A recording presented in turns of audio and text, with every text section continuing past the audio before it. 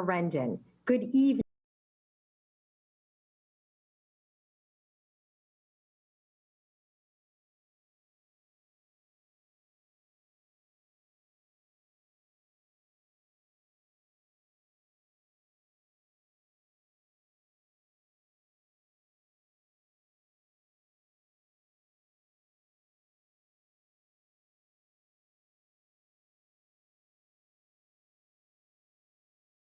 To all our fellow Californians. This year, as we know, has been out. Governor Gavin Newsom, along with state and local officials, healthcare professionals, educators, scientists, essential workers, moms, dads, kids, all of us bound together by common purpose have risen up to meet the challenges of this extraordinary time. Today, with over 18% of Californians already vaccinated and more doses on the way, we can all breathe a little easier, knowing that the most vulnerable among us, especially in underserved communities, are safer and safer with each passing day. Meanwhile, businesses across our state are turning the lights back on and getting ready to open up, and our kids are getting ready to go safely back to the classroom. Just 7 weeks ago, President Joe Biden and California's own daughter, America's first female Vice President Kamala Harris, were sworn into office, bringing new leadership to our beautiful country. As a former federal official myself, I can already see the impact of robust state and federal cooperation. But for the first 2 years of the Newsom administration, the governor and our legislature pushed back hard against a federal government that played politics with American states. Governor Newsom never wavered in doing what was best for Californians, and he always used science, facts, and rational thinking as his guiding principles. In so many ways, it truly is a new day in our Golden State. There is still much work to be done, but we can all look ahead toward a brighter future and toward building back better. And now, my fellow Californians, it is my honor to introduce our governor, the governor of the great state of California, Gavin Newsom.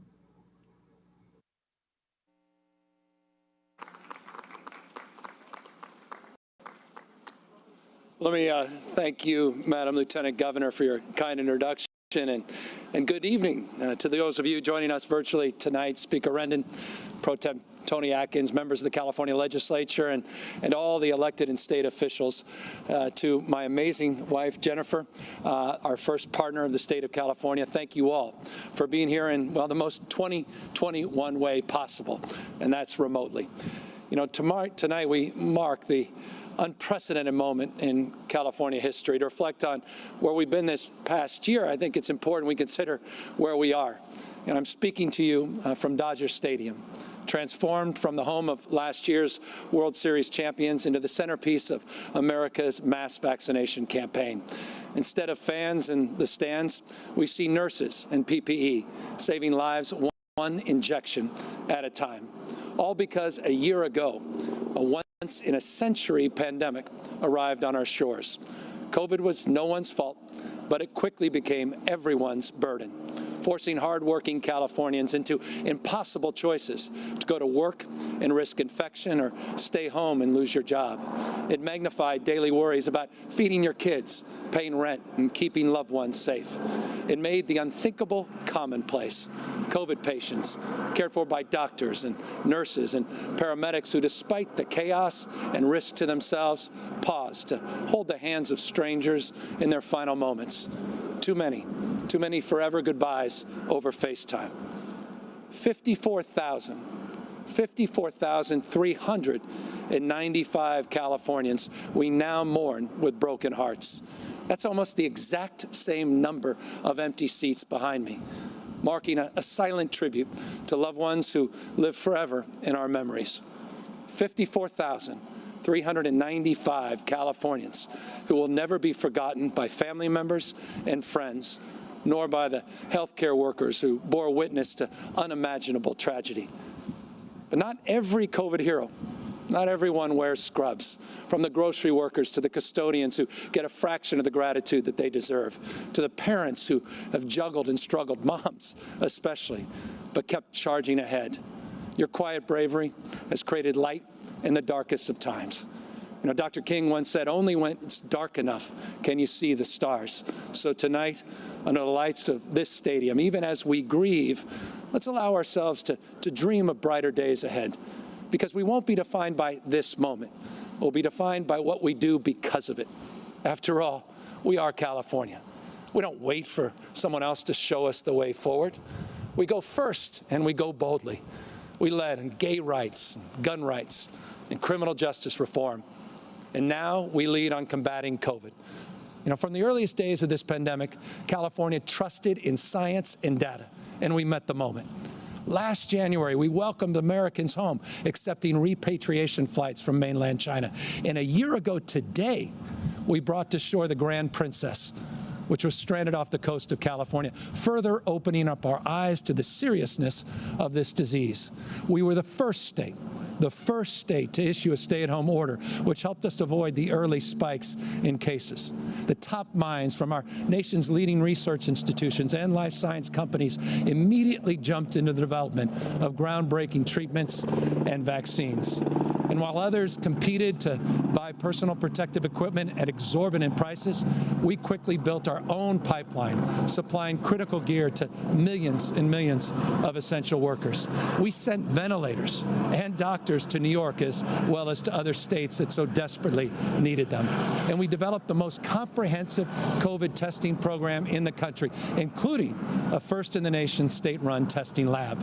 We enlisted additional healthcare workers to expand capacity, and we readied our ICUs. Our advanced planning and our curve flattening meant that hospitals were ready for surges, all of which is why California's death rate has remained one of the lowest per capita in the nation, 134 deaths per 100,000 compared to 158 nationally, 153 in Texas, and 247 in New York. Now, finally, vaccines are here. And we were the first to launch these mass vaccination sites in partnership with FEMA, now a model for other states all across the country. Today we have the most robust vaccination program in the country. Think about this. California now ranks 6th in the world for vaccination distribution, ahead of countries, not states, ahead of countries like Russia, Germany, Israel, and France. You know, I know our progress hasn't always felt fast enough. And look, we've made mistakes. I have made mistakes, but we own them. We learn from them, and we never stop trying. After all, that's the California spirit.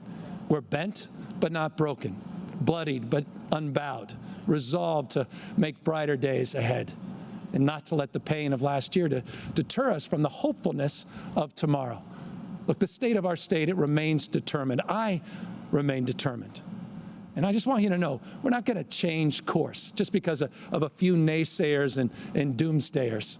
So to the California critics out there who are promoting partisan political power grabs with outdated prejudices and rejecting everything that makes California truly great, we say this: we will not be distracted from getting shots in arms and our economy booming again. This is a fight for California's future. You know, since this pandemic started, uncertainty, well, it's been probably the only thing that we can be certain of. But now we're providing a little bit more certainty that we're safely vaccinating Californians as quickly as possible, certainty that we're safely reopening our economy, and certainty that we're safely getting our kids back into the classroom, all of which adds up to a much brighter future for our state. Because California, we're not going to come crawling back. We will roar back. You know, when this pandemic ends, and it will end soon, we're not going to go back to normal. Because I think we all agree, normal was never good enough. You know, normal accepts inequity. That's why Latinos are dying from COVID at a higher rate than any other racial or ethnic group. And while essential workers' wages aren't enough for them to afford the essentials. And why mothers have been leaving the workforce in staggering numbers. Look, our eyes are wide open to what's wrong. And so our journey back must also be a path to close those inequities. There is no economic recovery without economic justice. With more compassion, more empathy, more connection, we can write the next chapter in California's story. After all, the answer to what's right about our state is also readily available to us, so long as we stay focused on what makes California just so damn special. You know, throughout this pandemic, we've been forced to find new ways to connect, new ways to collaborate, and new ways to serve, as well as new ways to grow and new ways to innovate. And of course, we have more scientists, more engineers, more researchers, more Nobel laureates in California than any other state. And to keep this conveyor belt for talent moving, we're going to keep investing in our UCs, our CSUs, and our community colleges. California is the most innovation, venture capital, and small business investment in the country. And so we're going to keep investing and fostering in every small entrepreneur, the drivers of our GDP. Our agricultural industry, it feeds the nation. And California's entertainment industry, well, it shapes global culture. We build the future the rest of the world only dreams of. And I mean that, by the way, quite literally. Just think about this. This year, we're going to invest over $10 billion in the nuts and bolts of California. Infrastructure like roads and rail and bridges and public transit. The biggest infrastructure package, by the way, since the Great Recession over a decade ago.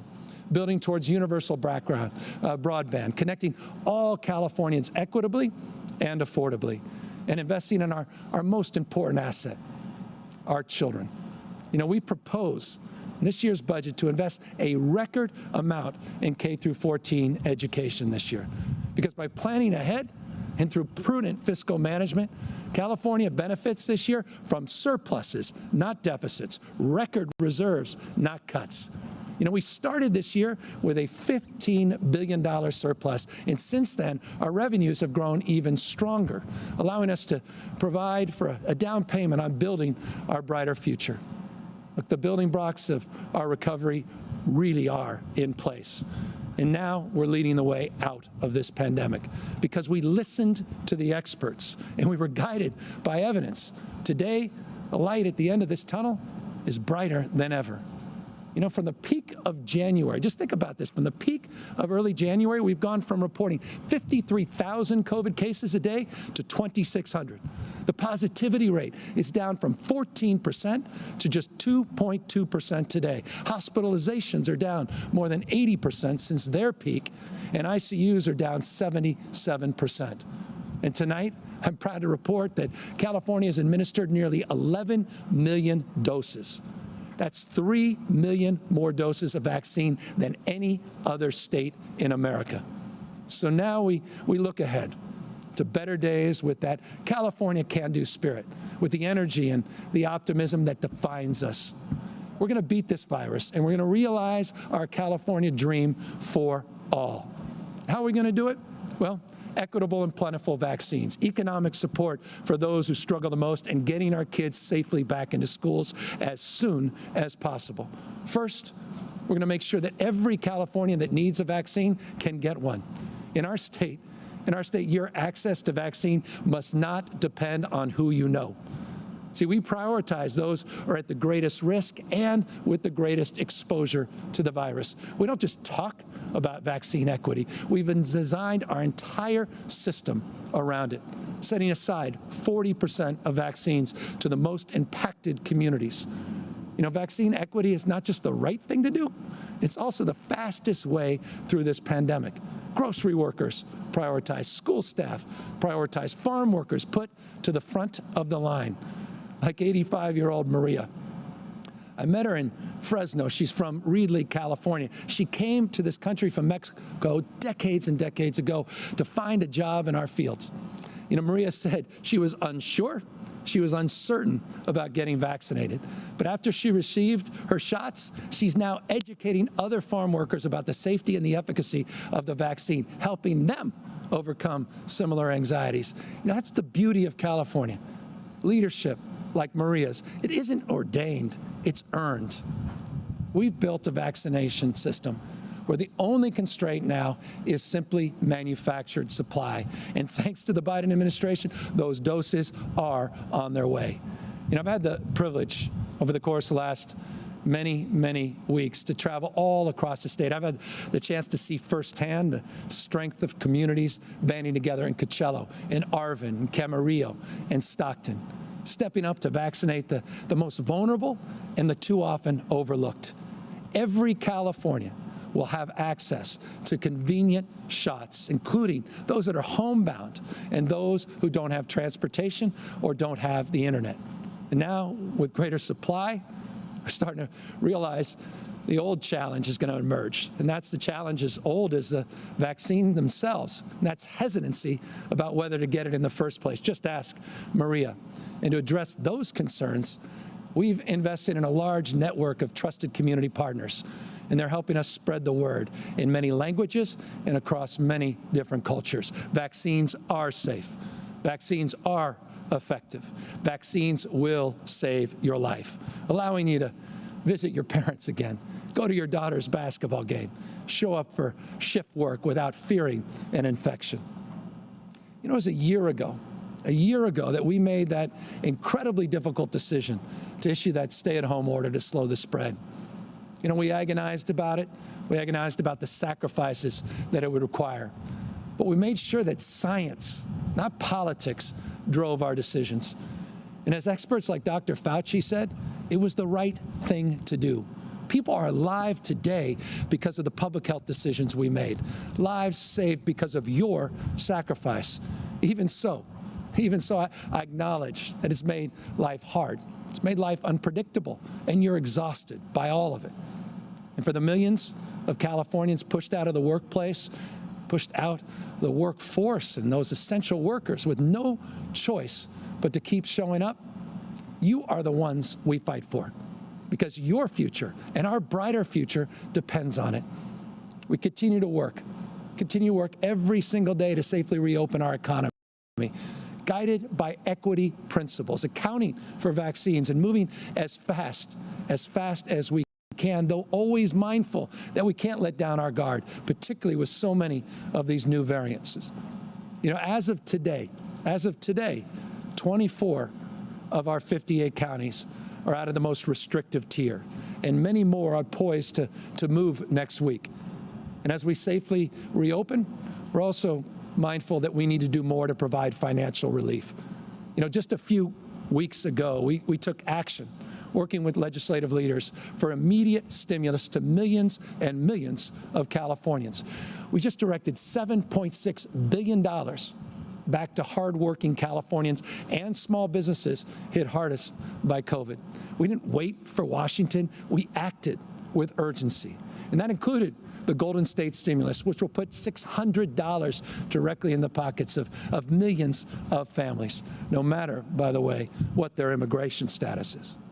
It included supporting our essential workers with new child care subsidies, more funding for food banks and diapers, as well as financial assistance to farm workers.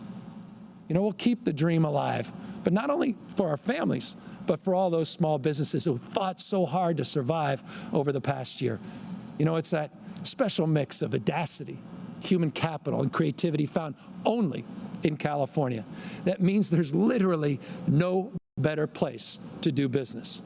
California is where garages are the launch pads for world-changing industries.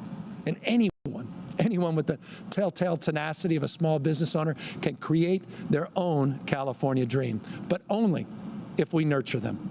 And that's why we're providing the largest small business grant program in the nation, $2.6 billion, up to $25,000 for small businesses and nonprofits impacted by the pandemic. And behind these grants, there are countless stories of entrepreneurs and the dreams they've pursued with every ounce of energy that they have. Like Francisco in Fresno, who received $5,000 to reopen his pastry business after being closed for nearly 6 months. And Katara, right here in LA, whose dessert cafe used a $15,000 grant to make payroll. And 40,000 other businesses and counting, barber shops and auto repair shops and clothing shops throughout our state. 3/4, by the way, of these grants have gone to minority, women, and veteran-owned businesses, and those serving in rural as well as low-income communities. We're not just talking about equity. We're building it into the very fabric of all of our programs. Now, there's nothing more foundational to an equitable society than getting our kids safely back into the classrooms. Remote learning, it's exacerbated the gaps we've all been working so hard to close. Our kids are missing too many rites of passage, field trips and proms and graduations, teachers pulling triple duty as counselors, curriculum developers, tech specialists, parents desperate for reopening dates. Look, Jen and I, we live this as parents of 4 young children, helping them cope with the fatigue of what my youngest son calls Zoom school. The loneliness of missing their friends, frustrated emotions they don't even yet fully understand. In December, it was not that long ago, in December, as COVID was surging, many schools were contemplating an alarming decision, giving up completely on in-person instruction for the rest of the school year. In just a few months since, working together with parents and teachers and school leaders, we've turned the conversation from whether to reopen to when. Every day, every single day, more and more schools are announcing reopening dates. In fact, almost 7,000 schools are now open or plan to reopen by mid-April for in-person instruction. 7,000. But California has about 11,000 schools in over 1,000 school districts spread across 58 counties, all locally controlled. So we're not going to be satisfied until everybody is safely back in the classroom. And to achieve this, well, we've delivered 3 months' worth of PPE to every single school. We've directly enabled schools to provide routine COVID testing, especially for low-income students. And starting last week, California promised that at least 10% of all of our vaccine allocation will go directly to teachers and school staff. And in the first week alone, we've already administered more than 210,000 doses to educators, a pace more than double our goal. And just last week, working with the legislature, we committed $6.6 billion. $6.6 billion for learning loss, for tutoring, for mental health, and the ability to extend school days and the flexibility to extend the school year. We can do this. The science, it's sound. We start with the early grades, we build confidence, and we build up from there. Look, getting kids back to school, getting shots into arms, getting the economy back on its feet, these are urgent priorities, but they're not the totality of our efforts. And we entered this pandemic with a care economy suffering from decades and decades of underinvestment, a societal scourge that the first partner has shined a light on. Working women, particularly women of color, earning only a fraction of what their male counterparts earn, widening gaps between the haves and the have-nots. California's most acute pre-existing condition remains income inequality. So as we respond to this pandemic, we need to stay fixated on closing these unacceptable disparities. That's one of the fundamental reasons I ran for governor in the first place. And by any measure, we're making great strides. Just consider this. We've rewarded working families by nearly tripling the Earned Income Tax Credit, increasing child care subsidies, and adding 2 more weeks of paid family leave, as well as raising the minimum wage to $14 on its way to $15 an hour. We're providing the first ever health care subsidies for middle-class Californians so they can afford coverage. And we're increasing student financial aid as well as public assistance. We're making community college. This has gotten lost in all the conversations, making community college free for 2 years, creating opportunity for all. But I'm mindful, look, I'm mindful that we aren't really addressing the needs of all people in poverty unless we account for the biggest pressure most families face. That's the issue of housing, in particular housing stability. And so we crafted the strongest eviction controls in the nation, protecting millions of renters from losing their homes in the midst of this pandemic, and provided a framework for billions and billions of dollars in rental support for struggling landlords, all while remaining laser focused on the most severe part of the housing crisis, homelessness. This is a crisis predating the pandemic. In response, we have developed brand new solutions, including 2 programs promoted by the Biden administration as a model to the other 49 states. Project Roomkey was launched in April, and it's provided over 35,000 homeless Californians with a safe shelter from COVID. And HomeKey, that was launched just in July, that's created more than 6,000 new permanent housing units during this pandemic, buying hotels and motels, converting them at 1/3 of the cost of traditional supportive housing. We did this cheaper, we did this faster than homeless housing has ever been built in the history of our state, literally rewriting the book on how to tackle homelessness. And while we acted swiftly during this pandemic, we are mindful. None of us are naive.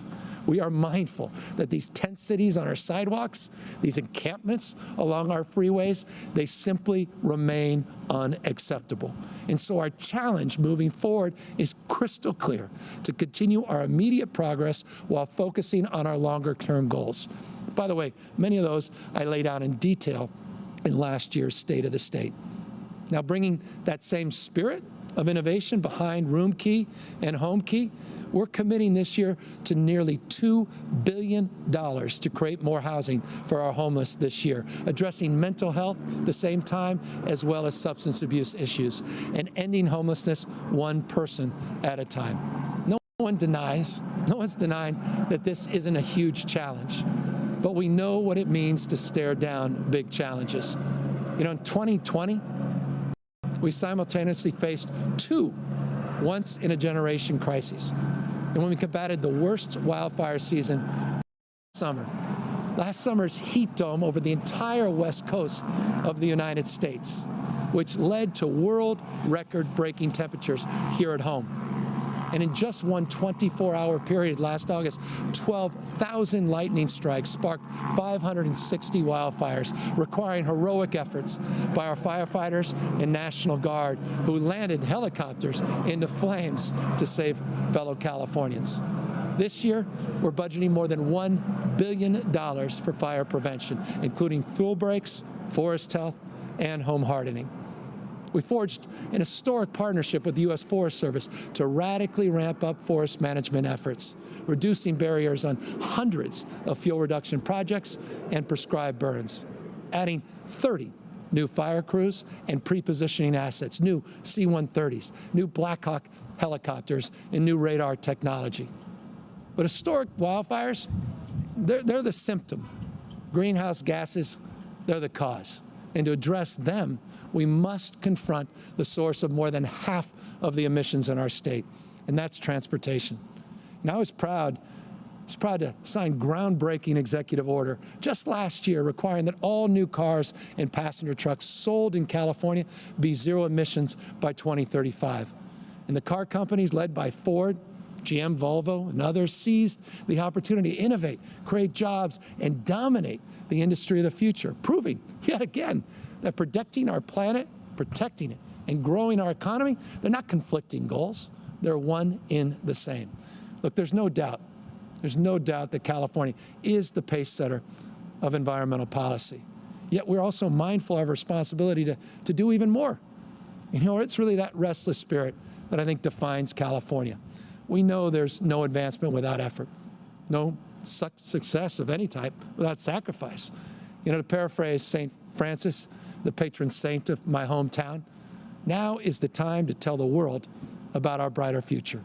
And only if necessary will we use words. See, we know that our strength comes not from what we preach, but from what we do. From our people who get their hands dirty each and every day, who come home tired and do it all to give their kids a better life. When we set our minds to it, California could truly reach the stars. It's just a few weeks ago, a NASA rover, appropriately named Perseverance, landed safely on Mars 293 million miles away. It was a breakthrough achievement made possible by the engineers and scientists at our very own Jet Propulsion Lab in Pasadena, led in part led in part by the vision and drive of a Lebanese immigrant who was educated in California schools and rose to become the head of JPL. By the risk-taking that's in our DNA, and by the dream to discover new frontiers, by the sheer force of will. It was an achievement made possible by California. And it tells you everything you need to know about who we are and what we can be. But California isn't the world's best place by birthright. We have to earn it each and every day. And our hopeful vision of a brighter future is the basis for the decisions we make today. We place faith over fear, optimism over pessimism. The power truly is in our hands. This is our moment to create the California we all want to live in, to extend the dream of prosperity, of equity, and progress to all, and to continue to lead the world into the future once more. Thank you, all of you, and take care and good night.